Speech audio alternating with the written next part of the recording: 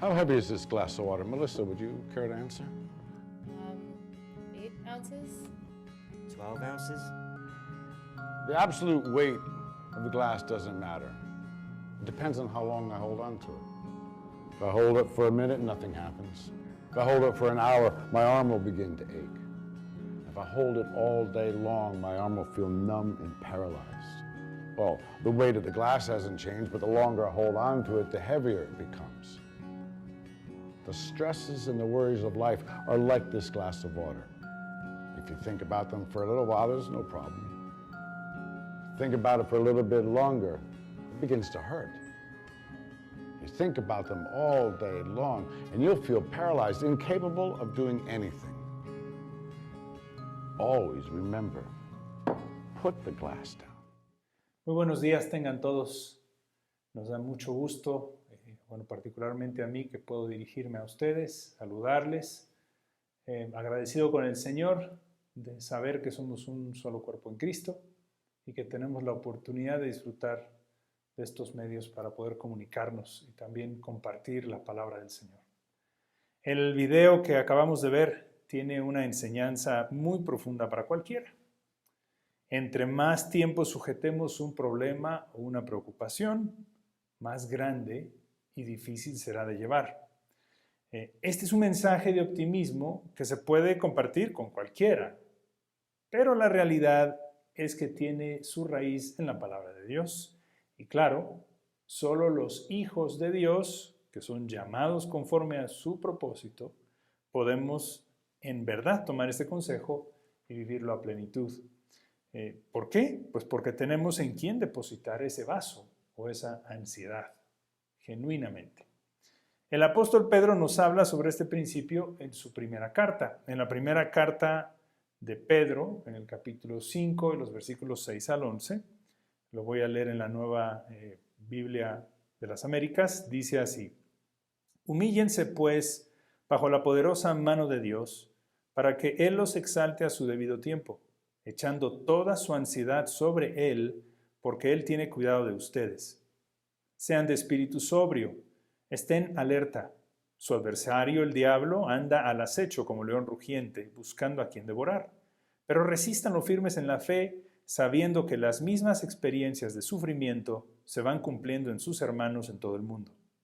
Y después de que hayan sufrido un poco de tiempo, el Dios de toda gracia, que los llamó a su gloria eterna en Cristo, Él mismo los perfeccionará, afirmará, fortalecerá y establecerá. A Él sea el dominio por los siglos de los siglos. Amén. Pedro empieza este párrafo pidiéndonos que nos humillemos bajo la poderosa mano de Dios para que Él nos exalte a su debido tiempo. Y claro, lo que comúnmente entendemos al leer este pasaje es que debemos ser humildes. Y así es. Pero Pedro nos aclara a qué se refiere con humillarnos, cuando continúa diciendo, echando toda nuestra ansiedad sobre Él, porque Él tiene cuidado de nosotros. Una clara señal de humildad de parte nuestra es el echar nuestra ansiedad en Él. Es decir, que si no echamos nuestra ansiedad en Él, somos soberbios. Y seguramente estás pensando, pero a ver, ¿cómo es eso de que somos soberbios? Pues así, cuando decidimos quedarnos y cargar con nuestra ansiedad, en lugar de echarla sobre Él, actuamos con soberbia. ¿Por qué? Porque aunque quizás sea inconsciente, estamos diciéndole a Dios que nosotros somos mejores que Él para llevar la ansiedad que tenemos. Lo hacemos a un lado y decidimos tomar el control de todo cuanto nos ocurre, olvidándonos que nada escapa de su control y que para los que aman a Dios, todas las cosas cooperan para bien.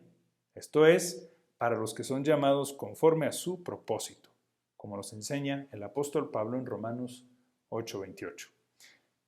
¿Y qué es o qué produce la ansiedad? Bueno, la palabra griega que se traduce como ansiedad en este pasaje implica algo que nos distrae o que divide nuestro pensamiento.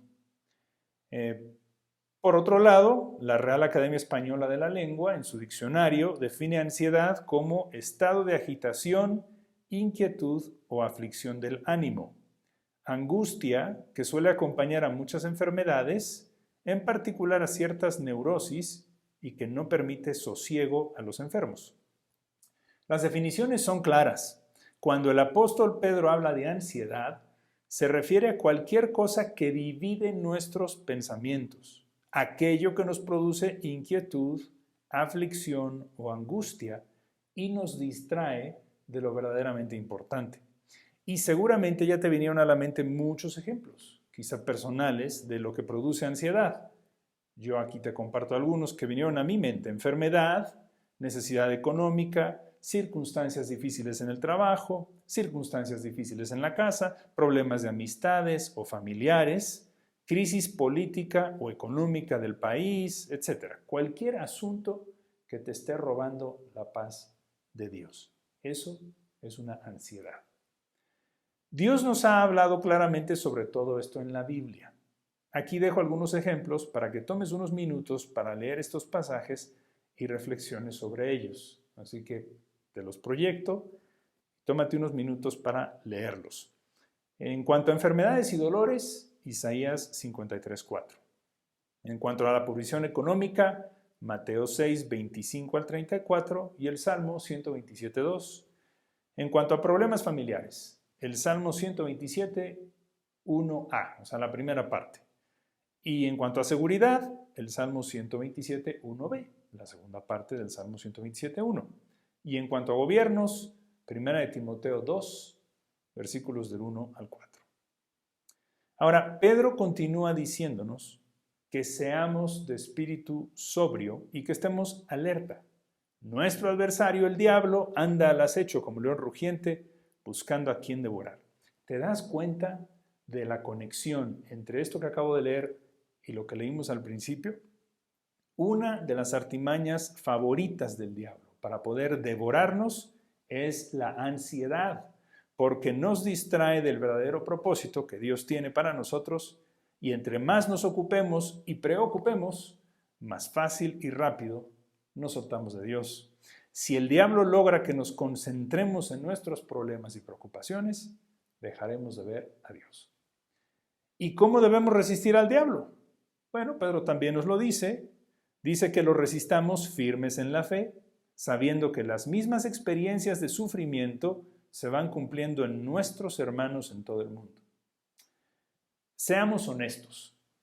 Cuando nos enfrentamos a algún problema, circunstancia o enfermedad, solemos pensar que nadie está pasando lo que nosotros, que nadie nos puede comprender. Podemos incluso pensar que lo que estamos viviendo no es justo. Pensamos cosas como: ¿por qué yo? ¿Por qué no otro menos fiel que yo? ¿Y ahora qué hice mal? Pablo nos pide que recordemos que nuestros hermanos en todo el mundo también padecen. Es decir, no estamos solos. Pero nuevamente, ¿cuál es la clave para salir victoriosos? Debemos humillarnos bajo la poderosa mano de Dios, echando toda nuestra ansiedad sobre Él. La palabra griega, que aquí se traduce como echar, literalmente significa arrojar o aventar. Y algo que debemos recordar siempre, y que es prácticamente obvio, pero solemos hacerlo a un lado, o solemos precisamente obviarlo, es que cuando aventamos algo, nosotros ya no nos lo podemos quedar. O sea, si tengo una pelota en mis manos y te la arrojo o te la aviento, esa pelota ya no está en mis manos. Ahora va en dirección hacia ti. No hay manera de que yo arroje la pelota, que tú la caches y que al mismo tiempo yo la siga teniendo en mis manos. Es imposible, es un principio de física imposible de romper, ¿cierto? Así que, tomando esta idea, piensa, ¿cuántas veces le decimos a Dios que dejamos algo en sus manos y nos damos la vuelta todavía abrazando aquello que ya no deberíamos cargar? Esta es una contradicción que manifiesta nuestra soberbia y nuestra testarudez en querer controlar las cosas que no nos corresponden. ¿Será por eso que a veces nos parece que si los demás no oran por nosotros, Dios no escucha o no responde favorablemente? A veces percibimos o generamos esta ansiedad de que entre más gente ore por nosotros, Dios más nos escucha. Te hago esta pregunta: si nadie más orara por ti, ¿Dios no podría intervenir a tu favor? ¿Cuántas veces pidió Jesús que oraran por él? Ninguna. ¿Intervino Dios en su vida? Siempre. Dios escucha las oraciones de cada uno de nosotros, aun si solo yo soy el que ora, como lo dice el salmista en el Salmo 34:15. Claro está que debemos interceder unos por otros y debemos los unos llevar las cargas de los otros, como nos exhorta el apóstol Pablo en Gálatas 6:2. Pero no lo hacemos para que entre más personas oremos, más fuerte le torzamos el brazo a Dios. Finalmente, la voluntad de Dios se cumplirá por encima de nuestros deseos personales. Y eso es lo que queremos que ocurra, ¿no es cierto? Que la voluntad de Dios se haga, se cumpla. ¿Por qué necesitamos atravesar por circunstancias difíciles y aprender a arrojarlas en Dios? Para que, como dice Pedro en el versículo 6, Dios nos exalte a su debido tiempo. Mira lo que continúa diciendo Pedro en los versículos 10 y 11. Y después de que hayamos sufrido un poco de tiempo, un poquitito de tiempo, tantito nada más, el Dios de toda gracia, que nos llamó a su gloria eterna en Cristo, Él mismo nos perfeccionará, afirmará, fortalecerá y establecerá. A Él sea el dominio por los siglos de los siglos.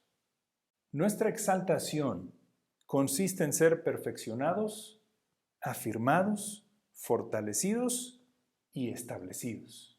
Amén, amén y amén. Amados, todo es pasajero y todo está bajo su control. No suframos más. Aprendamos a despojarnos de todas nuestras inquietudes, arrojándolas en sus hombros, que son mucho más amplios que los nuestros, para no darle al diablo el gusto de distraernos de lo que realmente importa, el extendimiento del reino de Dios en esta tierra. Y nunca olvides esto: Dios te ama y tiene cuidado de ti. Oremos. Padre, cuántas gracias te damos por tu palabra. Gracias por la paz que tu palabra trae en nuestros corazones. Y en esta hora específicamente pedimos para que tu Espíritu Santo nos enseñe a verdaderamente arrojar todas nuestras ansiedades en ti y a ti, a soltarlas, a despojarnos por completo de todo aquello que en algún momento pueda llegar a preocuparnos. En el momento de atravesar por alguna situación de salud, recordar que Jesucristo ya cargó con todas nuestras enfermedades y dolores. Recordar que cuando hay una complicación familiar, es Dios quien, si está velando, resuelve todos los temas, edifica la casa. Recordar que nuestra seguridad está en manos de Dios, quien es quien vela por nosotros. Recordar que no hay problema más grande que nuestro Dios. Y concientizarnos, Señor, de que cuando estamos cargados, de que cuando estamos preocupados, es porque simplemente no hemos arrojado esto en manos tuyas, Señor. Así que pedimos que nos muestres, que redargullas nuestro corazón.